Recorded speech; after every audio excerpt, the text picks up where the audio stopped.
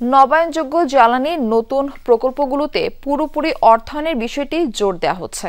অর্থ মন্ত্রণালয় ও বাংলাদেশ ব্যাংকের সাথে আলোচনা চলছে, এমনটা জানিয়েছেন জ্বালানি উপদেষ্টা ফয়জুল কবির খান। সিপিডি আয়োজিত জ্বালানি বিষয়ক সংলাপে ভার্চুয়ালি যোগ দেন উপদেষ্টা। বক্তারা দাবি করেন, দ্রুত বিদ্যুৎ সরবরাহ করতে গত সরকারে করা আইনে অনিয়ম, দুর্নীতি ও লুটপাটের সুযোগ ছিল। এখনকার পাবলিক প্রকিউরমেন্ট অ্যাক্ট পিপিআর অনেক বেশি স্বচ্ছ, তবে দরপত্র গ্রহণে দীর্ঘসূত্রিতা, উচ্চ শুল্ক হার আর ভূমি অধিগ্রহণ জটিলতা রয়েছে।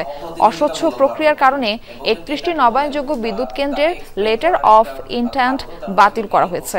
এতে নতুন ও বিদেশি বিনিয়োগকারীদের মাঝে অনাস্থা তৈরি করেছে।